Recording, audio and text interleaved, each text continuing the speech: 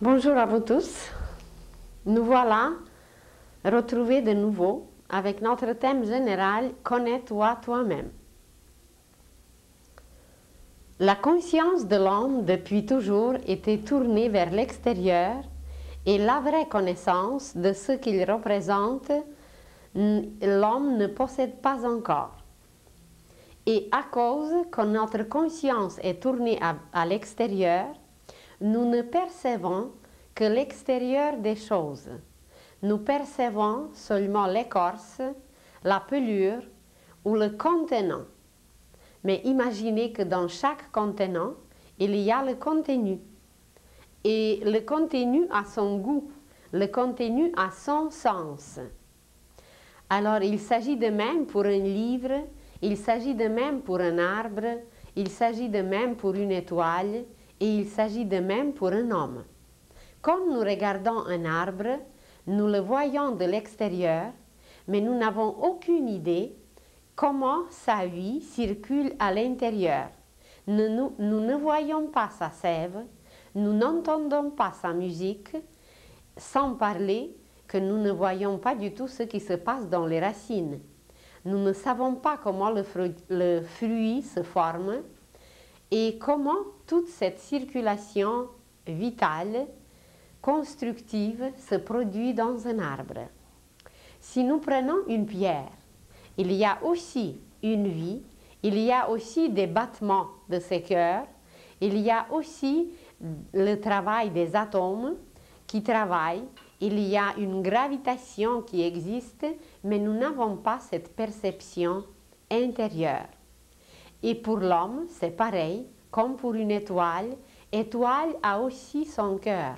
Le soleil a aussi son cœur, comme l'homme, car tout dans l'univers a son cœur, tout a son mouvement, sa gravitation et sa place précise dans l'univers. Et nous nous retrouvons présentement dans une période où la Terre entre dans un autre mouvement, où la Terre, dans son rythme gravitationnel, va pénétrer tout à fait une autre sphère, une sphère nouvelle, qui exigera et d'elle-même et de nous tout à fait un nouveau rythme. Et ce nouveau rythme nous permettra de pénétrer dans le contenu des choses. Un enfant qui regarde un œuf, il ne sait pas comment cet œuf est composé. Alors, tandis que nous, bien, on sait qu'il y a un germe de vie, qu'il y a le jaune, qu'il y a le blanc, qu'il y a une petite pelure très mince, très fine, et par la suite la coquille. L'enfant ne voit que la coquille.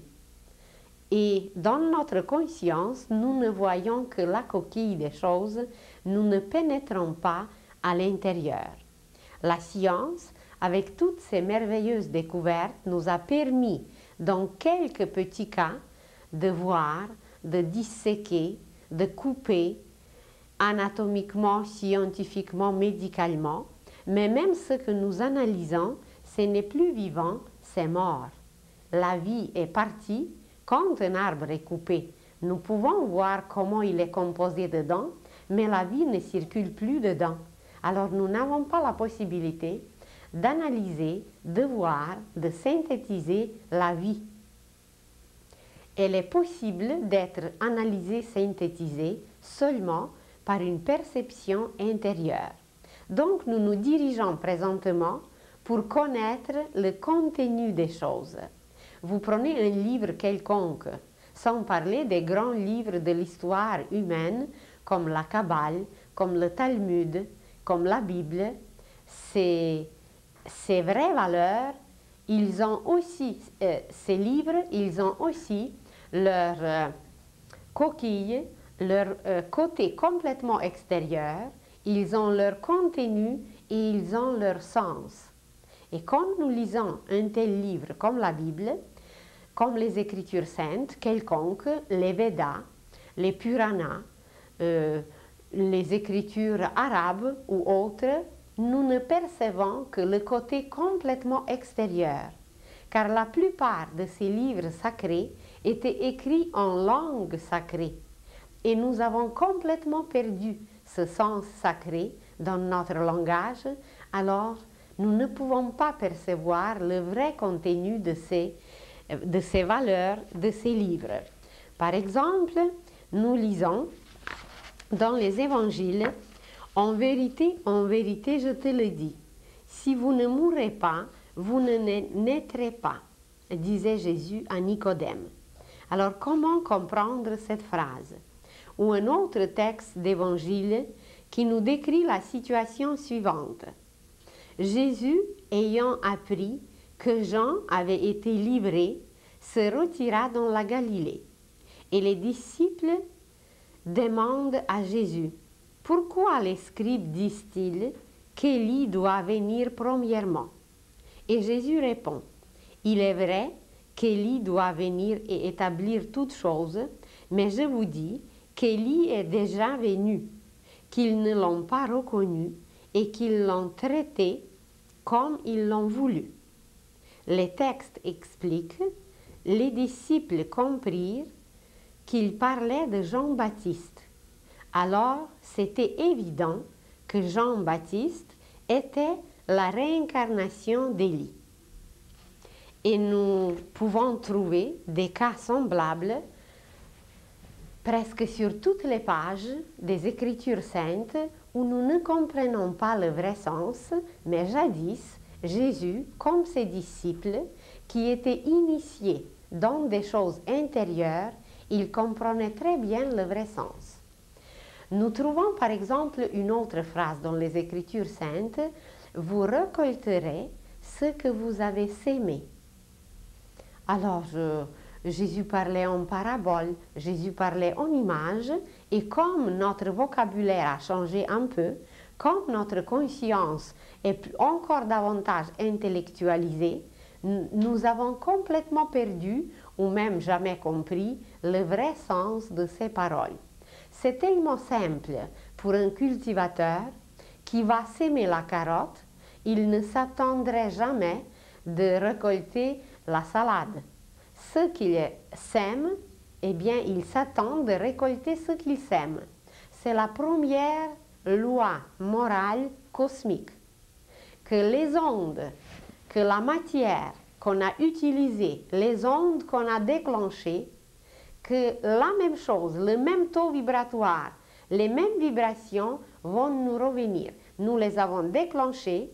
Il existe une loi qui s'appelle la loi de l'écho, la loi qui régit l'univers entier. Et voilà, d'après cette loi, exactement ce que nous avons déclenché, ça va nous revenir. Exactement ce que nous avons sémé, ça va nous revenir. Imaginez un homme qui accomplit des choses méchantes, qui fait ce qu'on dit du mal. Comment voulez-vous que pour ce mal, il récolte quelque chose de merveilleux et qu'il récolte la bonté? Et chacun de nos gestes est magique, et par chacun de nos gestes, nous déclenchons des ondes d'une précision absolue, et voilà, il existe d'ailleurs même dans notre physique, même la science d'aujourd'hui connaît la loi du choc. Si vous placez plusieurs boules alignées ensemble et vous enlevez la première et vous la faites tomber, le choc va passer par les boules intermédiaires et c'est la dernière boule qui va sauter et qui va recevoir le choc. Et ce choc, eh bien, il arrive en retour parce que quand la dernière boule va retomber, c'est encore la première qui recevra le choc. C'est même notre science connaît, même nos enfants, et d'ailleurs nous-mêmes à l'école, on a fait ces expériences, mais on n'a jamais pensé que toute expérience chimique, biologique, physique, historique, scientifique, quelconque, toute expérience exprime quelque chose de notre vie. Alors, si pour nos gestes physiques de s'aimer la carotte et de s'attendre qu'aucun autre légume ne poussera, que c'est seulement la carotte qui va pousser, si c'est valable pour notre geste physique, pourquoi ça ne serait pas valable pour notre pensée ou pour notre sentiment? C'est tout simplement que nous ne nous voyons pas comment nous agissons et comment nous sommes. Imaginez deux hommes qui vivent présentement ou qui ont vécu jadis et qui sont très riches. Deux hommes riches, qui sont riches à peu près, c'est un cas semblable. Deux cas semblables. Et il y a un qui vit quelque part à l'est de la ville et l'autre à l'ouest de la ville. Alors le premier décide, avec tout ce qu'il possède, décide de bâtir un parc. Et dans sa pensée, il aimerait beaucoup bâtir un endroit agréable où tout le monde pouvait se reposer. Il aimerait voir les vieillards, il aimerait voir les jeunes, il aimerait voir les enfants. Et en faisant ce plan, il ne pense jamais à lui-même. Son vrai but, sa vraie pensée, c'est de faire profiter aux autres pour que les autres puissent bénéficier, et il s'oublie dans ce travail et avec tous ces moyens qu'il possédait, disons, bien, il va bâtir un parc merveilleux. Donc dans sa pensée il était correct, dans ses sentiments il était correct et dans son action il va être correct. Mais imaginez le monsieur à l'ouest qui a une richesse pareille, il a un nombre exact comme l'autre de millions ou de milliards. Et il se décide aussi de bâtir le parc, mais à 3/4, à 75%, dans sa pensée, il aimerait le faire, il va le faire même, mais ce n'est pas tellement pour les autres, c'est pour se faire valoriser. C'est pour que tout le monde parle de lui. C'est pour qu'il reste dans l'histoire. Alors sa vraie préoccupation, c'est lui. Et puis évidemment, un petit quart va rester pour les autres. Et nous ne savons pas qu'est-ce que la pensée de chacun provoque dans le monde invisible, dans l'éther cosmique. Parce que l'une pensée comme l'autre, elle va être enregistrée.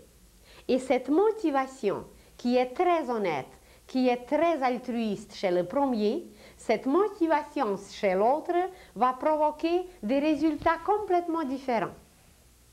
Parce que même ceux qui vont venir dans le parc plus tard, quand les deux parcs seront bâtis, dans le premier parc où la motivation était tout à fait pour faire bénéficier tout le monde va se sentir toujours bien. Il n'y aura jamais rien de dérangeant.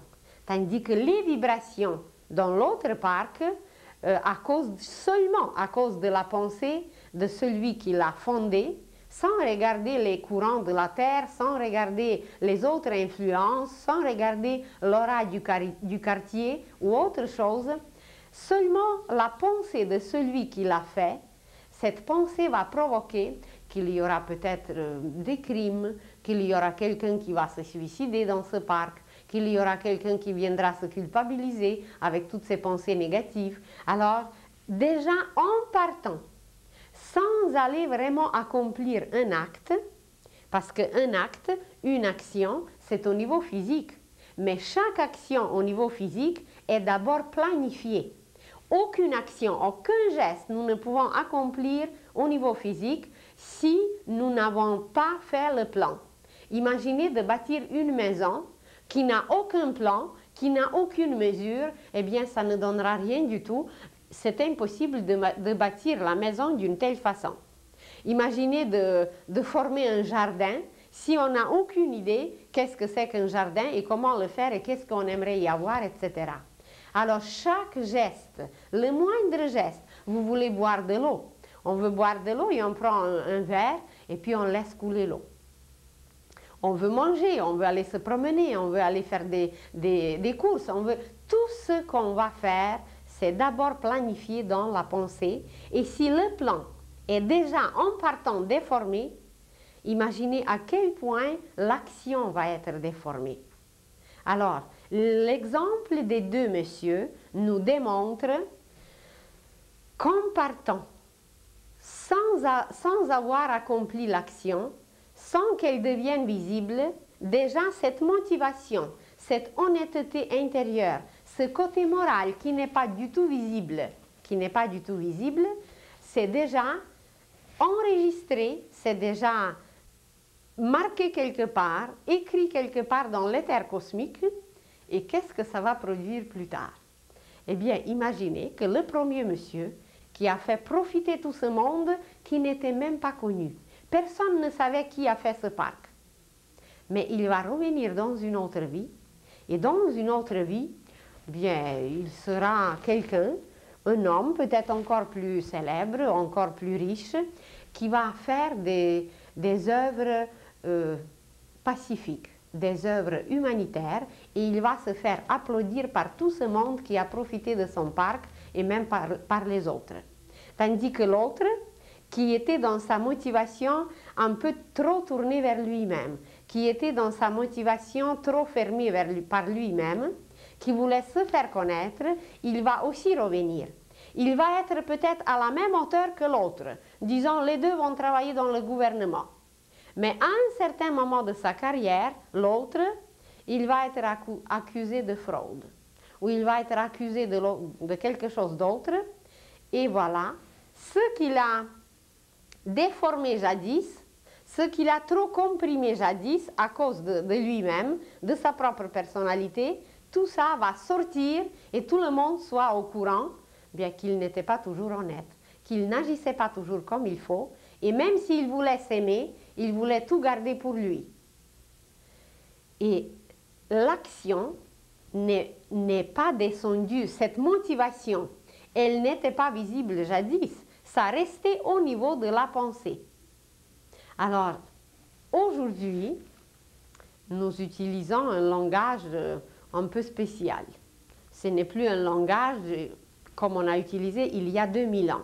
Jésus parlait en parabole, on nous expliquait par les images, même les Écritures saintes expliquaient tout comme pour les enfants, parce que notre conscience était enfantine.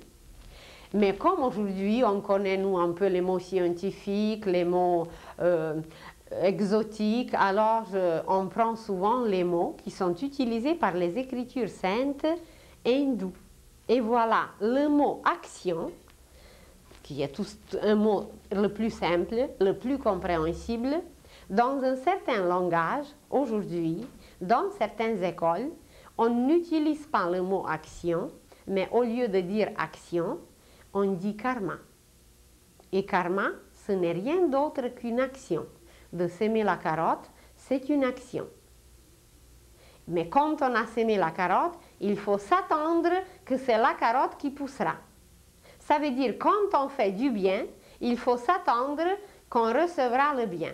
Mais quand on fait le crime, quand on accomplit quelque chose qui déforme la lumière divine, qui détruit, eh bien, il faut s'attendre absolument à la même chose. Car c'est peser sur la balance divine avec une exactitude absolue. Et nous recevons seulement ce que nous méritons. Et quand l'humanité connaîtra seulement ces deux lois, la loi de la réincarnation et la loi du karma, ou la loi de l'action en retour, du choc en retour, tous les problèmes seront résolus, car l'homme deviendra conscient de ses actes, de ses actions, et il va devenir son propre cultivateur, et il saura que ce qu'il a sémé, c'est ça qu'il va ramasser, c'est ça qu'il va récolter. Et on ne peut plus maintenant aujourd'hui s'excuser qu'on ne nous a jamais parlé de ça, parce que Jésus l'a très bien expliqué, même en image, mais on n'a jamais cru et on n'a jamais voulu comprendre. Et aujourd'hui, on continue à s'obstiner à cela, même si nous voyons chaque année de tomber les feuilles d'un arbre. Ça veut dire la réincarnation des feuilles. Ça veut dire que la vie retourne dans la chair. C'est rien d'autre. C'est seulement retourner de nouveau dans la chair pour former un fruit. Eh bien, nous continuons à nous obstiner, mais malgré ça, les lois cosmiques sont là, les lois universelles agissent. Imaginez un enfant qui va dire ben, « moi, je ne suis pas d'accord que j'ai un cœur ». Il ne pourrait même pas prononcer un nom, ni faire un mot, ni faire un pas, ni faire une respiration s'il n'avait pas de cœur. Alors, dans notre vision extérieure, dans cette compréhension limitée, dans cette conscience trop étroite, nous continuons à s'obstiner aux lois cosmiques qui sont depuis toujours là, et nous continuons à être malheureux et à être tels que nous sommes, au lieu de s'ouvrir, d'accepter et d'agir autrement d'arranger la vie au lieu de la déranger, de l'organiser au lieu de la désorganiser. Et d'ailleurs, tout est là, c'est rien de nouveau. Il n'y a rien de nouveau que nous pouvons apprendre, c'est une répétition avec un autre vocabulaire qui a changé un peu, parce que tout a changé un peu. Alors, la loi des cycles, la loi des saisons, la loi de revenir dans la chair pour retirer la qualité, pour produire toujours des meilleurs et des meilleurs fruits, c'est une des lois. Et une autre loi, c'est que ce que nous avons déclenché, ce que nous avons provoqué, ce que nous avons sémé, c'est exactement ce qui va nous revenir et absolument rien d'autre. Évidemment, si c'était pour le bien, ça va nous revenir au centuple. Parce que si on a sémé un grain, prenez juste le blé. Et imaginez comment la nature est généreuse et comment la miséricorde divine est grande, que pour un seul petit grain, on reçoit tout épi.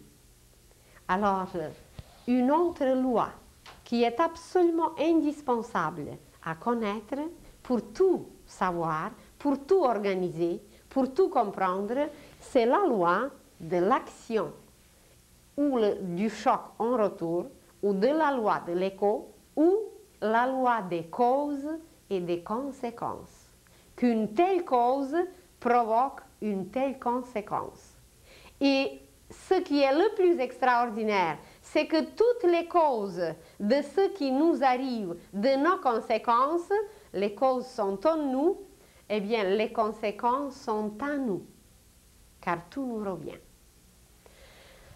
La petite image que vous voyez ici, eh bien, on va utiliser ce langage d'aujourd'hui, au lieu de dire toute une phrase, la loi des causes et des conséquences, nous allons nous dire tout simplement le karma.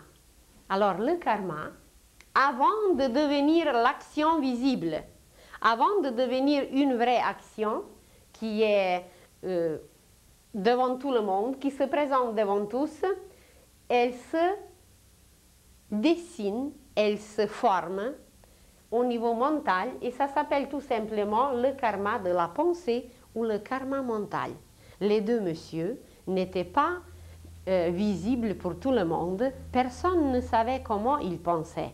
Personne au monde ne savait, mais c'était inscrit quelque part et selon la valeur de cette pensée, selon la motivation, leur motivation, alors d'après cette motivation, ils reçoivent par la suite en retour ce qu'ils ont émis, ce qu'ils ont déclenché.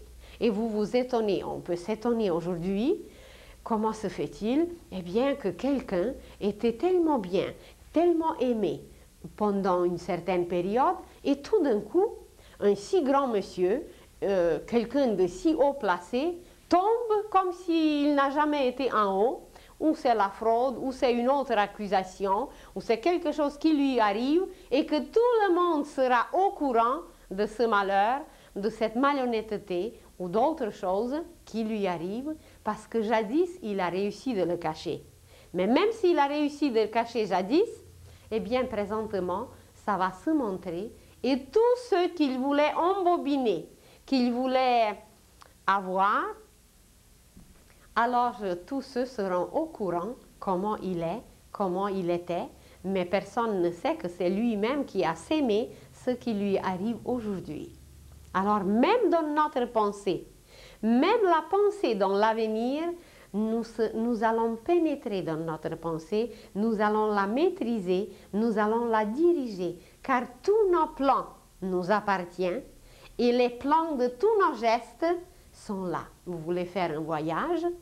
Et évidemment que d'abord on pense, exactement comme pour le jardin ou comme pour la maison, seulement le plan est un peu différent, les lignes, le tracé est un peu différent, mais le reste, c'est cette matière mentale qui compose ce plan. Alors chaque geste est précédé avant tout par la pensée qui forme le germe du karma. Ce n'est pas encore l'action, mais c'est déjà son germe, et si ce germe n'est pas sain, c'est que l'action ne sera pas saine. Mais si le germe est sain, eh bien, tout va aller bien. Alors, et même cette sémence, ce germe, il n'est pas visible pour tout le monde parce qu'il est bien caché et nous le portons en nous-mêmes. Alors, personne ne peut savoir si le germe que nous portons est sain ou non. Mais ça va se montrer sur les produits, sur les fruits. Imaginez quelqu'un qui pense aujourd'hui de produire les bombes. On ne le connaît même pas. Personne au monde ne le connaît. Celui qui produit, celui qui fait les plans, celui qui détermine le nombre, celui qui finance, ils ne sont pas connus du tout. Et pourtant, la terre entière est couverte d'armes et de toute cette production destructive. On ne les connaît pas, mais c'est écrit quelque part. C'est écrit même dans le mental terrestre. Parce que l'homme, notre cerveau, compose la tête de la terre, compose le cerveau de la terre. Alors, la pensée de chacun agit parce que tous les humains ensemble composent le cerveau de la terre. Et dans ce cerveau de la terre, la pensée de chacun, la conscience de chacun représente une petite partie, un petit centre, c'est ça, c'est un petit centre qui agit. Et si ce centre, ça veut dire chaque homme, un homme quelque part, s'il est pour la destruction, et s'il y a 3/4 pour la destruction, c'est que le cerveau de la Terre est malade, le cerveau de la Terre ne peut pas fonctionner parce qu'il est plus pour la destruction que pour la construction, et nous venons sur la Terre non pour détruire, mais pour créer.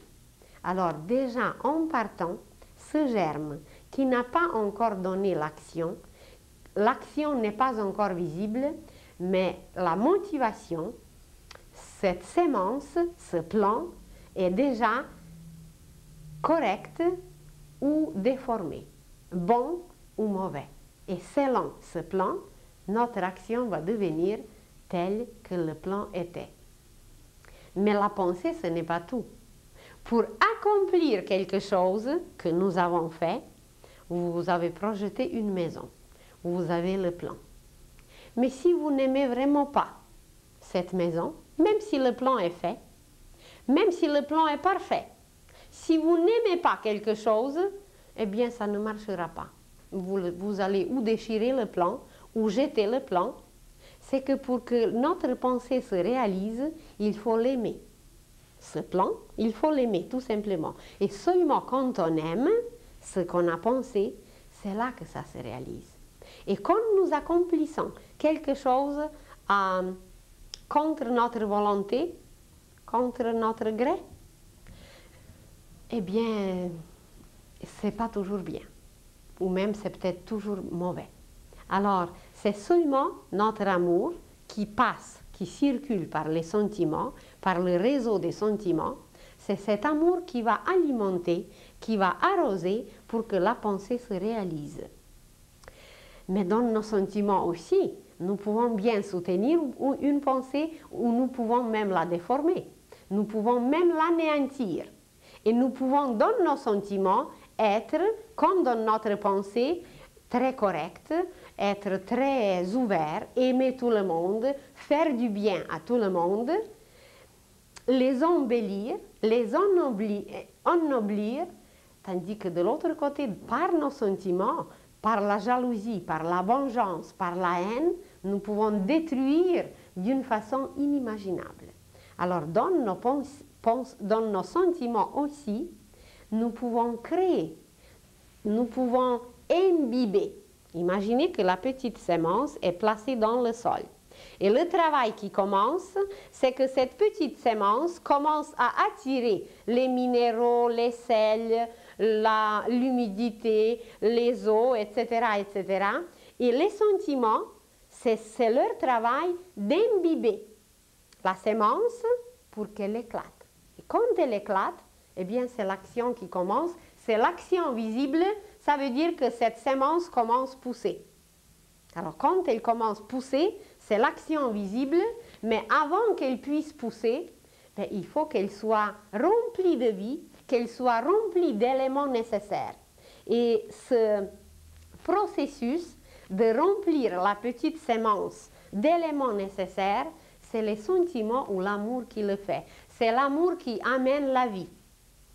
Alors, dans nos sentiments, nous accomplissons un travail intermédiaire, mais un travail absolument indispensable pour que toute œuvre, pour que toute pensée puisse se réaliser. Si la pensée reste sèche, si la pensée n'a reçu aucun minéral, aucun soutien, aucun aliment des sentiments, bien, elle ne se réalisera jamais. Alors, c'est les sentiments qui la soutiennent, c'est les sentiments qui la vivifient, qui lui amènent tous les éléments nécessaires pour que cette petite sémence puisse éclore, pousser, croître, et c'est là que l'action visible commence. Imaginez un curé. Ça fait déjà très longtemps qu'il était sur la terre. Et ce curé, vous savez comment ça marche. La nature humaine, elle est là. Mais malgré cette nature, bien, il était décidé parce que sa mère voulait, parce que la famille voulait qu'il devienne un curé. Et alors, il a donné les vœux comme ça, il a donné les vœux comme ça, les vœux de célibat et d'autres vœux. Tout ce qu'il fallait, qu'on exigeait de lui, il l'a accompli bien.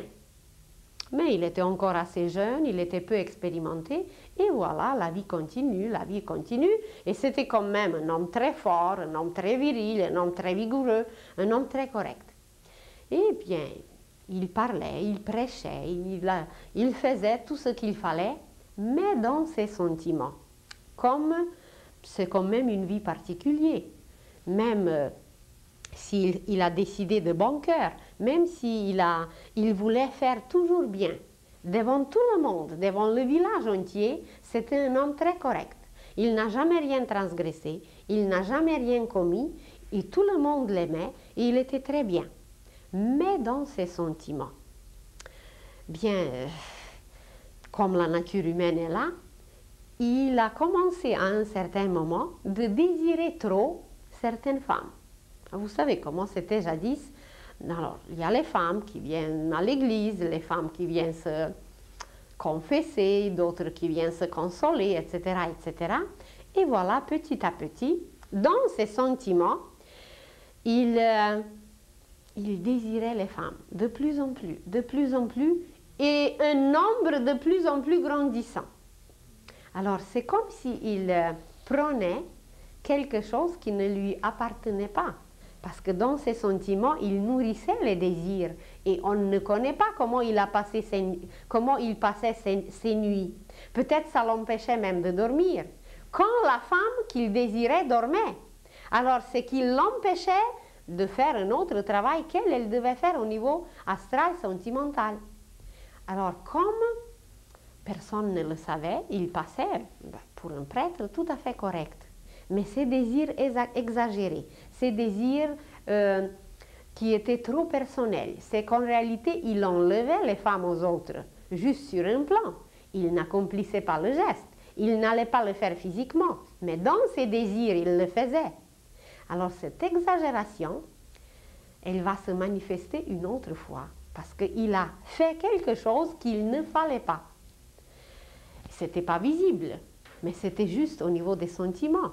Mais déjà, il a créé un autre karma, il a trop gonflé sa sémence. Il avait sa sémence de prêcher la parole divine, de servir l'Église comme il faut, mais il a tellement gonflé que sa sémence est devenue trop humide.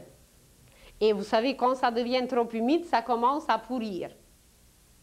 Alors, quand ça commence à pourrir, eh bien, ça ne peut pas donner une plante, une pousse en bonne santé.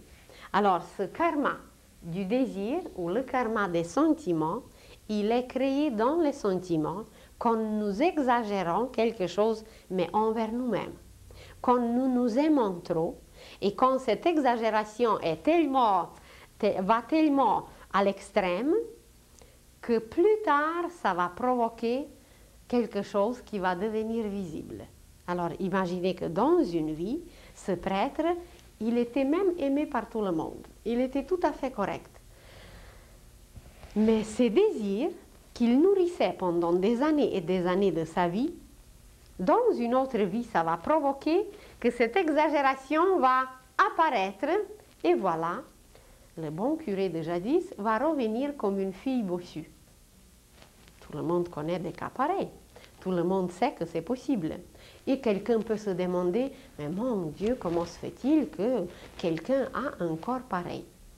Eh bien, c'est que ce qui était exagéré, ce qui a formé un amas, un tas, jadis, eh bien, cet amas s'est cristallisé, cet amas s'est solidifié trop, et voilà, ça va apparaître comme une bosse.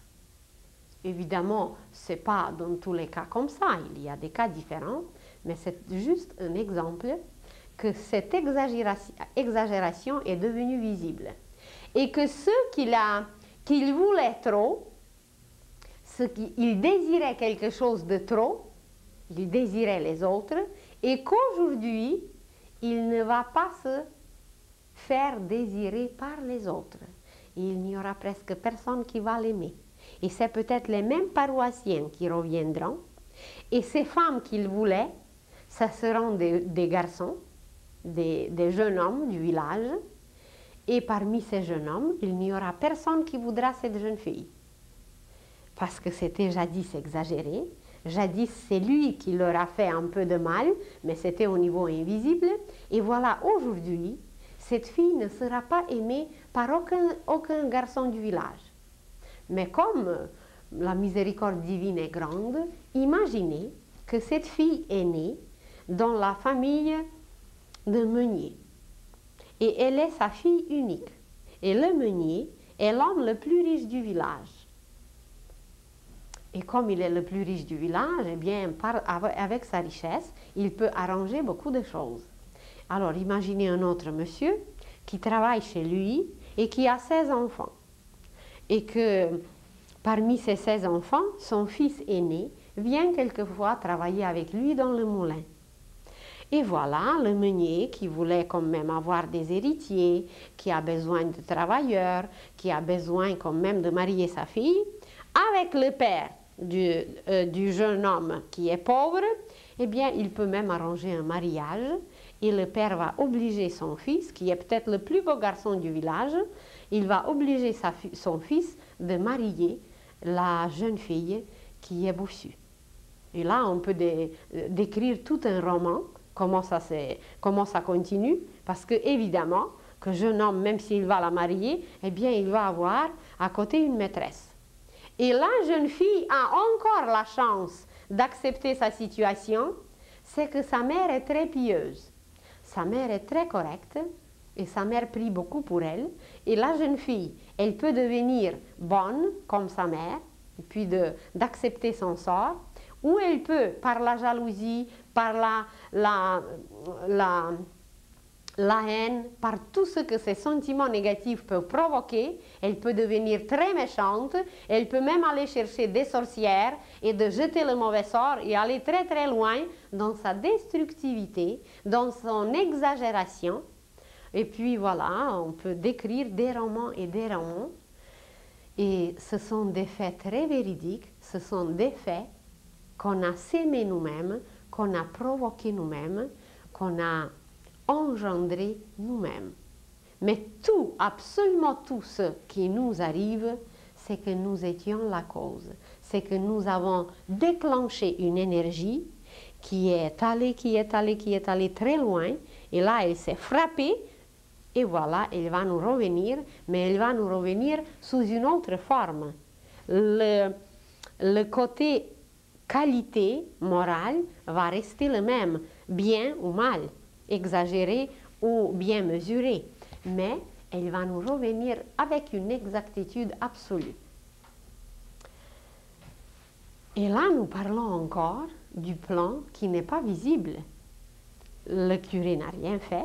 Personne ne sait pourquoi la jeune fille est bossue. On ne voit pas la cause. Et il y a pour chaque être humain, les causes de tout ce qui nous arrive sont quelquefois très très lointaines. Imaginez, je rencontre une jeune fille qui est la fille d'un médecin. la fille d'aujourd'hui, une fille moderne, une fille étudiante, une fille ravissante. Et la fille est extrêmement malheureuse. On lui a parlé un peu qu'il y a des choses qu'on peut voir. Elle croit un peu que le passé existe. Elle croit un peu à certaines choses, mais elle n'est pas trop éclairée, mais elle se sent malheureuse et elle cherche d'être éclairée. Et elle vient. Et elle commence, elle dit, il faut que je vous explique ma situation. J'ai parlé au curé, j'ai parlé au psychanalyste, au psychothérapeute, à toutes sortes de psy. Et puis elle dit, personne ne peut m'éclairer et m'expliquer pourquoi je suis dans la situation telle qu'est. Alors, je l'écoute. Et puis elle raconte qu'une seule fois dans sa vie, elle a fait du stop. Je ne sais pas pour quelle raison. Et qu'une seule fois, elle était amenée comme ça en voiture par deux garçons et qu'en route, ils l'ont violée. Et qu'elle n'a jamais accepté ça et qu'elle est tombée enceinte et que ses parents ont très bien accepté tout ça et qu'ils étaient même heureux, que le bébé est extraordinaire, que c'est déjà une petite fille, mais qu'elle n'a jamais accepté ça. Comment à elle, à une fille de médecin, à une étudiante, à une fille ravissante, comment une affaire pareille a pu arriver? Et alors on regarde un peu d'où ça vient. Et dans une vie passée, 5e, 6e siècle après Jésus-Christ, elle était un soldat dans l'armée de Genghis Khan. Je ne sais pas si vous avez entendu parler, c'était un grand guerrier mongol qui a passé avec son armée presque toute l'Europe et qui a fait, qui a fait énormément de mal car ces soldats étaient connus comme très durs, comme très drastiques et ils ravageaient tout sur leur chemin.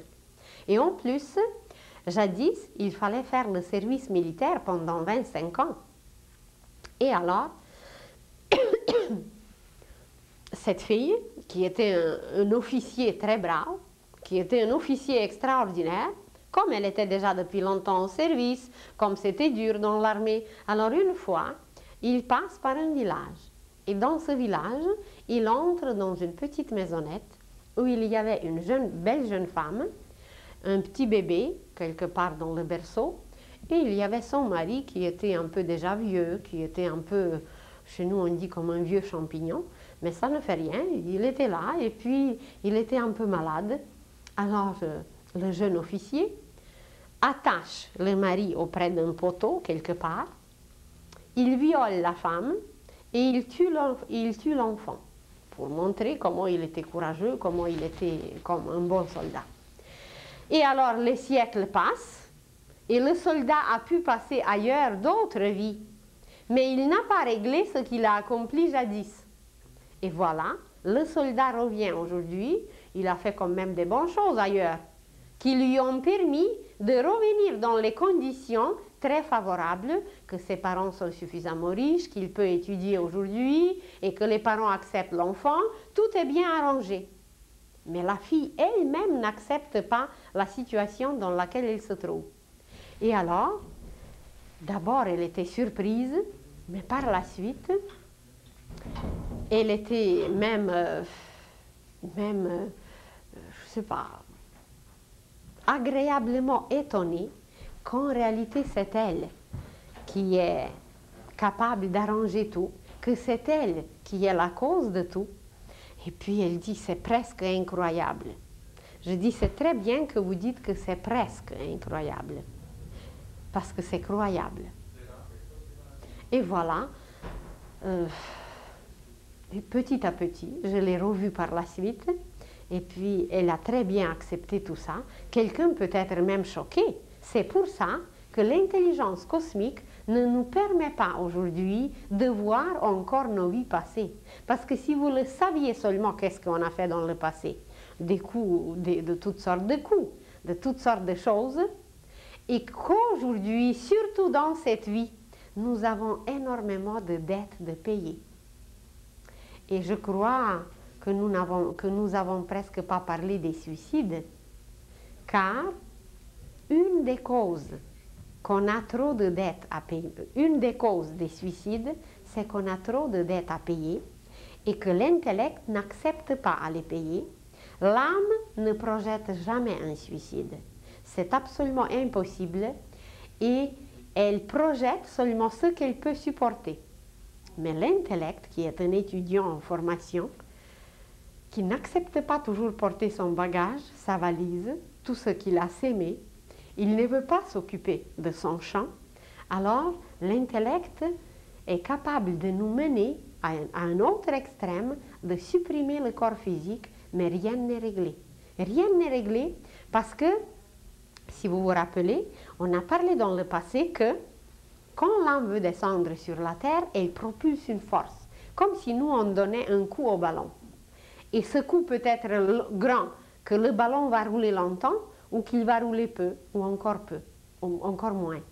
Alors, l'âme a donné ce coup, et cette énergie n'était pas épuisée, n'était pas encore utilisée. Alors, c'est juste le corps physique qu'on enlève, mais dans d'autres corps, ça continue, cette propulsion, cette vitalité, ce courant continue à fonctionner, mais le corps physique n'est plus là. Et la personne passe par des souffrances insupportables. Il y a même des livres qui étaient écrits où le père parle avec son fils qui s'est suicidé. Et le fils décrit que le sentiment qu'il a le plus souvent, c'est d'avoir faim. Avoir faim, mais telle faim que c'est absolument insupportable parce qu'il ne peut pas manger.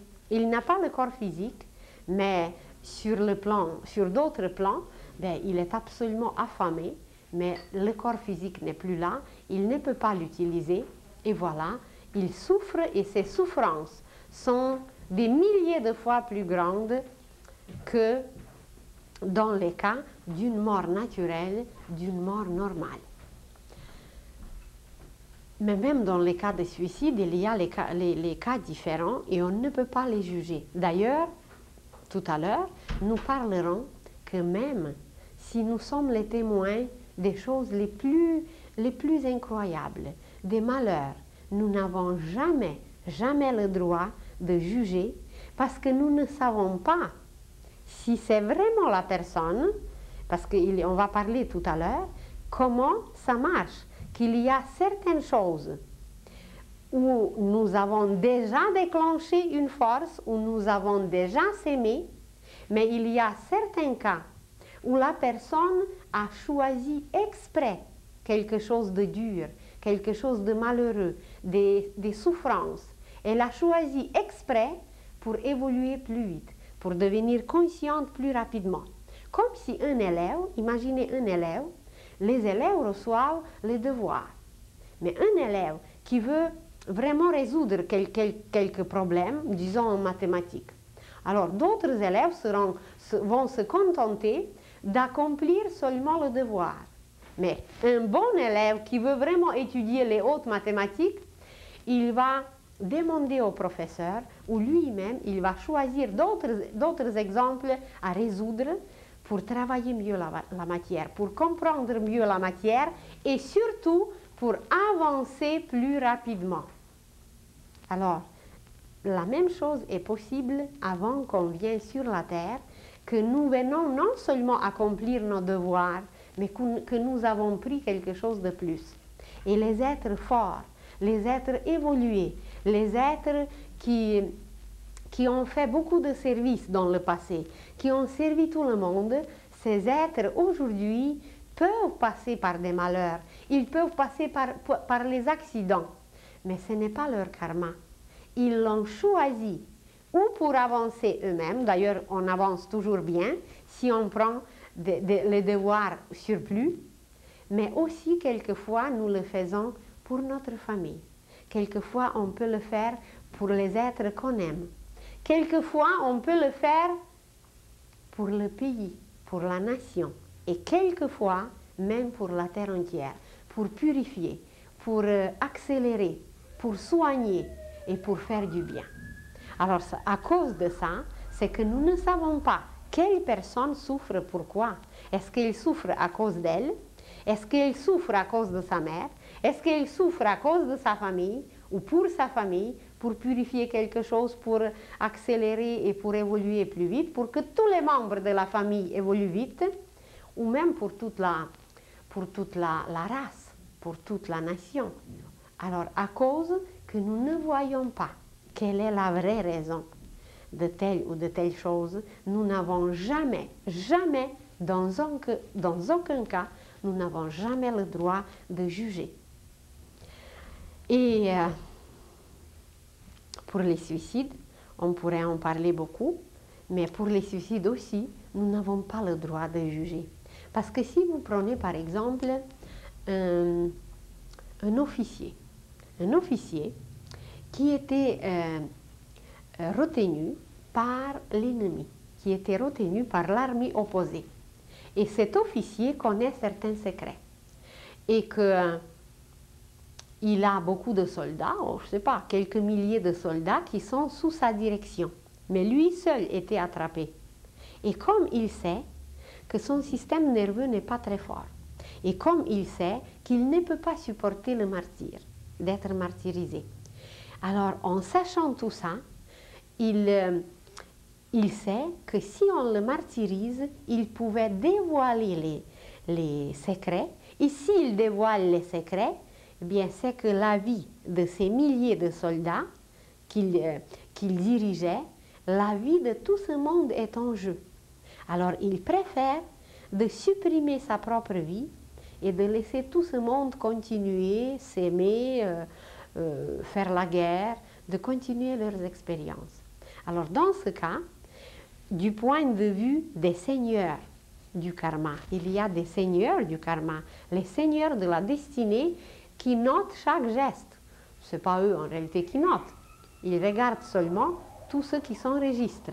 Alors les seigneurs de la destinée vont regarder tout à fait différemment le cas d'un tel officier qui s'est suicidé pour sauver quelques milliers de soldats, comme le cas d'un jeune garçon ou d'un être quelconque qui s'est suicidé pour ses propres petits problèmes qui n'étaient même pas des problèmes. C'était des petites choses de rien du tout et que voilà, à cause du passé, à cause du système nerveux, à cause de certaines choses, il n'était pas capable de supporter sa tâche, de porter son bagage et que voilà, il a supprimé sa vie. Alors il va être jugé, il va être vu complètement différemment. Alors dans aucun cas, nous ne savons pas quelle était la vraie cause. Lisez seulement l'histoire de Lazare. Lisez seulement comment Jésus a répondu, comment il a décrit quand on lui demande pourquoi il est aveugle, pourquoi c'est comme ça. Alors il répond que c'est ni à cause de lui, ni à cause de ses parents. On lui a demandé directement, est-ce que c'est à cause de lui-même ou à cause des parents? Et voyez, on a même utilisé le mot « à cause », parce que c'est la loi des causes et des effets. Alors on demandait pourquoi l'effet est ainsi. Alors il disait, ce n'est ni à cause de lui, ni à cause de ses parents, c'est pour la gloire de Dieu. C'est montrer comment la miséricorde divine est grande, que même s'il est aveugle, que la bonté divine est si grande qu'il peut devenir voyant, qu'il peut devenir comme il faut, parce que la bonté divine peut tout. Alors c'est juste pour démontrer comment les lois cosmiques sont véridiques et comment cette bonté divine est extraordinaire. Alors là, nous nous sommes arrêtés seulement sur la préparation du karma. Nous ne sommes pas encore rendus à l'acte même. Mais même là, quand l'acte apparaît, eh bien, c'est le karma de l'action ou le karma physique et c'est le troisième plan où l'action apparaît. Et dans ce cas, alors, il y a le karma de la pensée ou mentale, le karma du désir ou sentimental et le karma de l'action ou physique. Donc, quand l'action se prépare, elle est dans son plan, elle est dans sa formation. Ensuite, cette petite sémence, ce petit plan est nourri par les sentiments, alimenté, soutenu, arroser, ou on peut aussi exagérer, et la petite sémence. La pensée qui était bonne, elle peut pourrir, elle peut moisir, si les sentiments exagèrent. Ou elle peut se dessécher aussi, si les sentiments ne soutiennent et n'alimentent pas assez cette pensée. Et seulement par la suite, l'action devient visible. Et c'est là qu'on crée vraiment, qu'on sème et que, voilà, ensuite on récolte ce qu'on a sémé.